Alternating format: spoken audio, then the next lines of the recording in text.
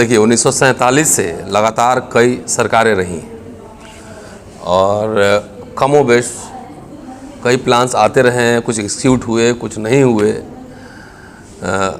इंदिरा गांधी के ज़माने में इमरजेंसी जब लगी थी तो आप तो याद होगा आपको, उसी समय ये सब प्लान बना था SC ST को लेकर, और IITs में तमाम जगह एंट्री शुरू हुई थी दलितों की। मुझे लगता है कि हमने अपनी पूरी ऊर्जा हुक्मरान बनने में और बाबू बनने में लगा दी है। ये सरकारें आपको ऐसे नहीं देंगी, सरकार से लड़ना पड़ता है ना, झगड़ा करना होता है, भारत बंद करना होगा, संसद घेरना होगा, विधानसभा घेरना होगा, तब जाके सरकारें देंगी। आज दलित इस देश में लावारिस है, उसका वोट कोई मांगने वाला नहीं। पहले हम लोग याद है बचपन में सब पार्टी के एजेंडा में, घोषणा पत्र में होता था भाई दलित के यहाँ जाना है, हाथ जोड़ के, श्याम जी बैठे हुए साथ में, कि हाथ जोड़ के दलित के घर घर झुकी झुकी घूमता था, सब वोट मांगता था। आज वोट मांगने जाता है क्या? कोई दलित का वोट मांगने वाला, क्लेम करने वाला नहीं। बजट तो छोड़ दीजिए। तो हमने क्या की कि बाबा साहब ने कहा था हुक्मरान बनना है, बाबा साहब ने, कांशीराम जी ने कहा था हुक्मरान बनना है, तो इस समाज हुक्मरान बनने के चक्कर में अपना दोनों पांव काट लिया है। और इसलिए मैं जिम्मेदारी के साथ कर रहा हूँ। मैं उन लोगों के बिहार पे नहीं कर रहा हूँ कि जो सबसे न्यूनतम इसमें है। मैं हिंदू कॉलेज में पढ़ाता हूँ, जितने मिडिल क्लास लोग, बड़े लोग दलित समाज के आते हैं, वो सब जो है आके मुझे कहते हैं, चाहे मंत्री हो, MLA हो, MP हो, सेक्रेटरी हो, कुछ हो, कि हमारे बेटा को IAS बनना है। बहुत ही जिम्मेदारी से, थोड़ा सा डिसएग्रीमेंट करते हुए कह सकता हूं मैं कि हमारे पास 10 इकोनॉमिस्ट नहीं है देश में। नहीं, सही बात बिल्कुल हैं, अंग्रेजी एडिटोरियल लिखने वाले लोग नहीं हैं, क्योंकि हमने सबसे ब्राइट स्टूडेंट को जो है वो बाबू बना दिया। एब्सोल्युटली। कल जब 60 साल में रिटायर होगा तब आएगा हीरो बनने। सबसे ब्राइट सब जो है बना दिया, उसमें कोई सवाल करने वाले लोग नहीं है। सोल्यूशन क्या है? सोल्यूशन आ रहा हूँ ना, पॉइंट पे आने दीजिए। और बाकी जो है रिटायरमेंट के बाद नेता टिकट के लिए पहुंच जाते हैं। हमको हुक्मरान बनने का मतलब खाली नेता बनना नहीं था, MLA MP मिनिस्टर बनना नहीं था। हुक्मरान बनने का मतलब था कि इंडस्ट्रियलिस्ट बनना है, बैंकर बनना है, CA बनना है, लॉयर बनना है, जर्नलिस्ट बनना है। हमें देश में जब एक बार इतनी हताशा होती है देखकर, जब मैं टॉप से इसे देखता हूँ, तो बाबा साहब का बात याद आ रहा है कि हमने बाबुओं को तोंद वाला जो है ना, बाबुओं का एक क्लास खड़ा कर दिया है। मतलब आपको अपने पॉलिटिकल एनिमीज आइडेंटिफाई करने नहीं आता है। जिसको देखिए गांधी पूना पैक्ट तो हो गया, अगर जगजीवन नाम नहीं रहता तो वो भी रिजर्वेशन लागू नहीं होता। नहीं पता है लोगों को। मैं कांग्रेस का आइडियोलॉग नहीं हूँ, as a historian, as a activist मैं कह रहा हूँ। तो सबको देखिए, तो सबका अभी एजेंडा पे क्या है? कांग्रेस शत्रु नंबर 1, जिसने पूरा एक पब्लिक सेक्टर यूनिट बनाया, रिजर्वेशन लागू किया, सब जगह रिप्रेजेंटेशन की कोशिश की, स्पेशल कंपोनेंट प्लान लाया, वो शत्रु नंबर 1 है। अब बीजेपी जो कि उस सारे कार्यक्रमों को खत्म कर दिया, सारे कुछ को बेच दिया, वो इनका शत्रु नंबर 2 है। तो जिस समाज को अपने शत्रु नंबर 1 और 2 में फर्क करना नहीं पता हो, ठीक है साहब, तो उस समाज का बहुत मुश्किल है। पूरा दलित इस देश का एक इकट्ठा हो जाए, हम श्याम जी को कहते हैं पूरे दलित आपको नेता मान ले, आप सरकार बना पाएंगे? नहीं बना पाएंगे। राजनीति में समझौते करने होते हैं, प्रेशर टैक्टिक्स होता है। बाबा साहब क्या किए?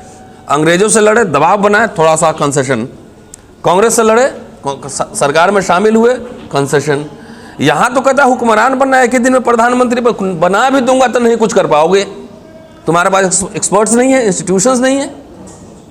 तो ये बजट पे आज जो चर्चा चल रही है, मैं सिर्फ ये कहना चाहता हूँ कि आप सुधर जाओ, अपने अपने बच्चों को बोलो बिजनेस करें सर, आप मैनेजमेंट। मैं तो ढूंढ रहा हूँ कि जो IIM में SC ST OBC बच्चे पढ़ते हुए हैं कहाँ पे, मुझे ढूंढ के लाइए। उसको हम 25,000 करोड़ का मालिक बनाना चाहते हैं उसको। मैं बिजनेसमैन नहीं हूँ, आइडियाज तो दे सकता हूँ ना, वो मिलते नहीं मुझे। तो भाई सुधर जाओ, अपने बेटे को वकील बनाओ बढ़िया। सुप्रीम कोर्ट में 10 लॉयर हमारे पास नहीं है, गाउन फहराते हुए तड़ा अंग्रेजी बोलने वाले हैं, नहीं है। CA नहीं, इकोनॉमिस्ट नहीं। तो बजट पे आपको तो जितना SOCHM और तमाम है, वो तो चर्चा भी नहीं करता है दलित के बारे में, क्योंकि हमने जो है ना सबको हुक्मरान बनना है, इस चक्कर में जो भी था उसको बेच दिया। अशोक जी, सर ये आप लोग सेमिनार कर रहे हैं आज, प्री बजट, तो इसके जरिए आप लोग क्या सरकार से मिलेंगे, उनसे कुछ डिस्कशन करेंगे, कोई एजेंडा यहाँ से निकलेगा? लोगों से जो आप बात कर रहे हैं, राउंड टेबल मीटिंग में देख रहा हूँ हो रहा है, क्या निकला है? देखिए पहली बात तो इस कार्यक्रम का मैं समझता हूँ थोड़ा सा आपको स्पष्ट कर दूँ, ये कोई पहला कार्यक्रम नहीं है। आप हर साल हम लगातार 20 साल से कर रहे हैं। और जो बातें आज रतन लाल जी कह रहे हैं वो हम 20 साल से कह रहे हैं, क्योंकि नैकडोर की स्थापना इसी बात के लिए हुई थी कि हमारे देश का जो इंटेलेक्चुअल है, हमारे देश का जो नेता है, हमारे देश की जो पॉलिटिकल पार्टीज़ हैं, हमारे देश का जो बुद्धिजीवी है, जो सरकारी नौकर है, नौकरशाह है, वो लोग इस बात को नहीं समझ पा रहे कि समाज के पास नेतृत्व की अथाह कमी है। जिस समाज के पास नेतृत्व नहीं होता है, सांसद बना लेना, एमएलए बन जाना नेतृत्व नहीं है। वो तो बनना ही, हाँ, वो तो हमको आरक्षण में बनेगा तो बनना ही। तो मेरी समझ ऐसे तो इस हम जो ये कार्यक्रम कर रहे हैं, हम लगातार इस बात पे दे रहे हैं कि हमारे विकास का जो पैसा है वो कहाँ जा रहा है, किसके पास जा रहा है, आपके पास क्यों नहीं आ रहा है? क्योंकि अगर आपके पास संसाधनों का इन्वेस्टमेंट नहीं, मैं आपको बताना चाहता हूँ जैसे कि हम लोगों ने सरकार को ये कहा कि आप दलित वेंचर फंड बनाइए। 5 साल लगे सरकार को उसको एक्सेप्ट करने में। कांग्रेस की सरकार थी, मनमोहन सिंह जी को हमने लिख के दिया, हमने कहा कि आप वेंचर फंड बनाइए, वो नहीं बना पाए। लेकिन ये सरकार आई, इन्होंने फटाक से दलित वेंचर फंड बना दी, क्योंकि इनको उसको पॉलिटिकल वैल्यू पता है। ठीक है, उससे। लेकिन मैं आपको बताऊं, कांग्रेस ने क्या, हम लगातार ये मांग कर रहे थे, हम डॉक्टर मनमोहन सिंह से मिले, हमने कहा इस कार्यक्रम से जो चीज़ें निकल कर आएंगी मैं उसका आपको उदाहरण दे रहा हूँ।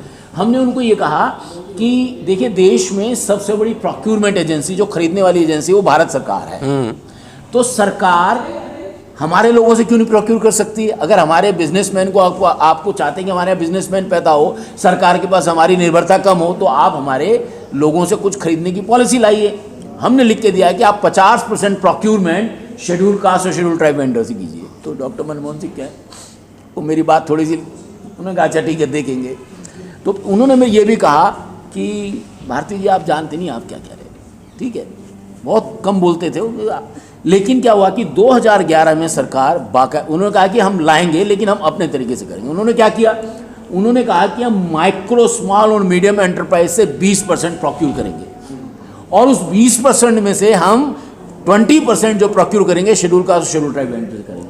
आज वो 6% procurement central government schedule caste schedule, ये हमारी जो हम 20 साल से जो कार्यक्रम कर उसका नतीजा है ये। तो ऐसे बहुत तो आज भी जो हम चर्चा कर रहे हैं, इस चर्चा से बहुत सारे साथियों ने, श्याम रजक जी ने और बहुत सारे साथियों ने बहुत ही कंक्रीट, बहुत ही ठोस सुझाव दिए कि हमें सरकार से क्या मांग करनी चाहिए, सरकार से हमारी क्या अपेक्षा है। हम इन सारी अपेक्षाओं को दस्तावेज बना के बाकायदा मिनिस्ट्री ऑफ फाइनेंस में देंगे। आपको पता होगा मैं प्री बजट मीटिंग में भी जाता हूँ, पर मैं प्री बजट मीटिंग में पहले मैं अकेला जाता था, पर इस बार मैंने सोचा कि प्री बजट मीटिंग तक तो बजट फाइनल हो चुका होता है, तब हमारे पास कुछ रहता नहीं, केवल वो एक पब्लिक ऑप्टिक्स रहती है कि फाइनेंस मिनिस्टर के सामने जाना है, मैं अपना कॉलर खड़ा कर लूँ, इतना काफ़ी है, एक सिंबॉलिक हो जाता है। वो भी बजट बनाने की प्रक्रिया बहुत महत्वपूर्ण हिस्सा है, ठीक है, और हम उस हिस्से का स्वागत करते हैं।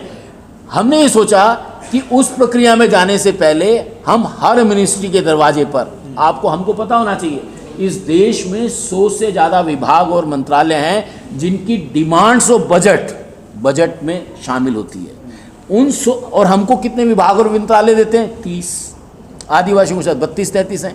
तो बाकी 70 विभाग और बाकी मंत्रालय तो हमारे लिए एक पैसा खर्च ही नहीं कर रहे, हमारे लिए एलोकेट ही नहीं कर रहे, और ये हमारे समाज में किसी को पता नहीं है, ना हमारे नेताओं को पता है, ना हमारे बुद्धिजीवियों को पता है, ना हमारे सामाजिक कार्यकर्ताओं को पता है, ना हमारे मीडिया को पता है।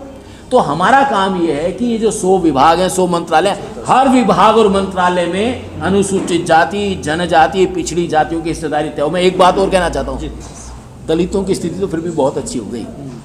ओबीसी जो कह रहे हैं कि हम 52% हैं, और मैंने प्रोफेसर दिलीप मंडल को बुलाया था यहाँ पर, वो गांधी जी को नहीं आ पाए किसी वजह से। हमारे साथी नितिन चौधरी, मैं आपको इनकरेज करूँगा आप उनसे बात करें, आपको यकीन नहीं होगा, इस 50% से ज़्यादा जो ओबीसी समाज की आबादी है उसके लिए लेस देन 1% बजट एलोकेशन होता है। दलितों का तो फिर भी 2% पहुँच गया। उसी में कह रहा हूँ, अशोक जी ऐड कर दे रहा हूँ, सारी ऊर्जा जो है हम लोग हुक्मरान बनने में लगा रहे हैं। हुक्मरान बनना है सबको, एकदम नेता, एमएलए, एमपी, मिनिस्टर बन जाएगा। समाज को लगता है कि उन्हें बंगला पर जाएंगे, लाल बत्ती वाला हमारे जात का वहाँ पे होगा, और सोएंगे, आराम से रेस्ट लेंगे। ये जो बात कर रहे हैं अशोक जी, जो 6% खरीद रहे, कहाँ बिजनेसमैन है मिडिल क्लास? कोई भी समाज में कैपिटलिज्म कैसे आया? ये मान लेना चाहिए कि समाजवाद नहीं है, कैपिटलिज्म है, तो मुझे कैपिटलिस्ट क्लास तैयार करना होगा।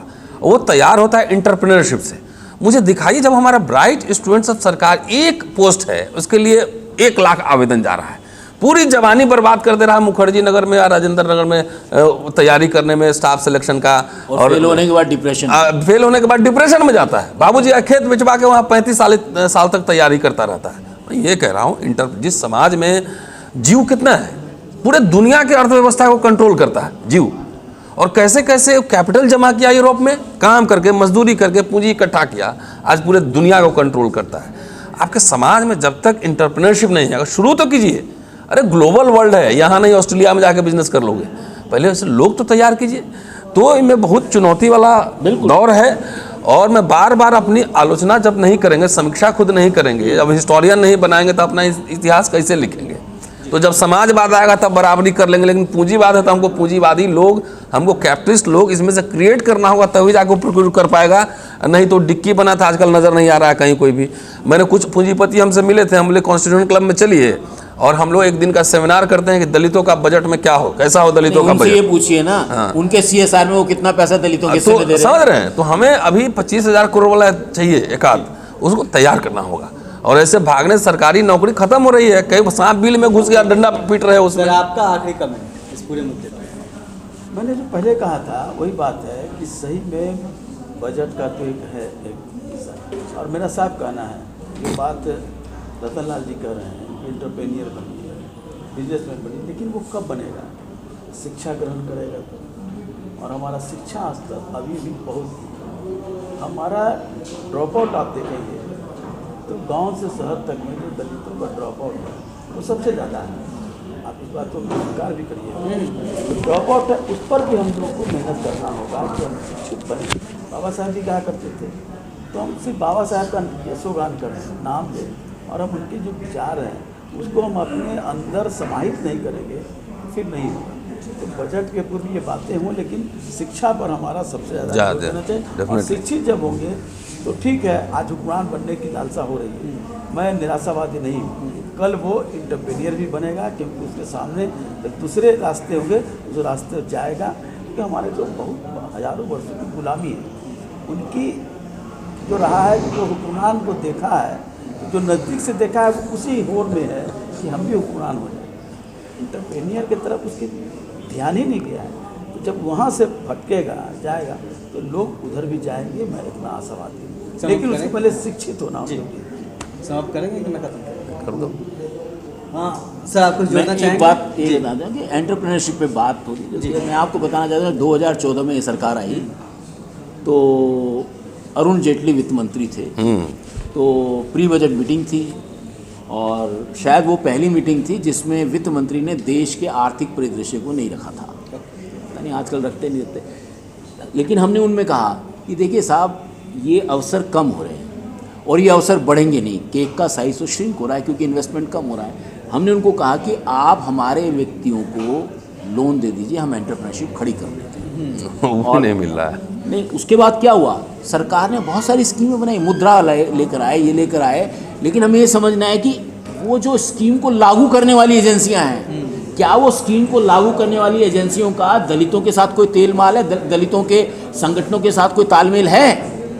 तो सब चीज़ें जो हैं हमारे यहाँ आइसोलेशन में चलती है। और हमको एक बात समझना है कि वाई वी आर फेलिंग, हम दलितों के, आदिवासियों के विकास में फेल क्यों रहे? उसकी वजह ये है कि हमारे देश की ब्यूरोक्रेसी का जो स्टील फ्रेम, जो हमारे देश के ढांचे का जो स्टील फ्रेम है, वो अभी भी 70% स्टील फ्रेम जो है जंग लगे हुए पुरातन विचारपंथी वाले समाज के, सवर्ण समाज का बना हुआ है। जब तक ये जंग लगा हुआ सवर्ण समाज अपनी दिमाग और दृष्टि को नहीं बदलेगा, तब तक भारत का जो स्टील फ्रेम का ढांचा जो एकदम जंग लग चुका है, जो सड़ चुका है, वो इस देश को गर्त में ले जा रहा है। नया स्टील तो दलितों से आएगा, आदिवासियों से आएगा, पिछड़ी जातियों से आएगा, महिलाओं से आएगा। वो स्टील हमारी ब्यूरोक्रेसी में कैसे आए, ये हमारी चिंता का बड़ा विषय होना चाहिए। उससे ऐड कर दे रहा हूँ सिर्फ एक लाइन। ऐसा है, सबसे इम्पॉर्टेंट बात है पॉलिटिकल विल पावर की कमी। जिस स्टील फ्रेम की बात हो रही है ब्यूरोक्रेसी IAS का, ये पहले सरकारें डरती थी नरेंद्र मोदी सरकार ने इनको भी औकात में ला दिया है, लैटरल एंट्री कर दिया है। अगर आज किसी स्टेट का सीएम, आप देखिए झारखंड में हुआ ना, हेमंत सोरेन ने बढ़ा दिया 70% आरक्षण कर दिया। तो जिसके अंदर पॉलिटिकल विल पावर होगी ना, ये एजेंडा लागू करेगा और खेल जीत भी लेगा। ये पॉलिटिकल विल पावर की बात।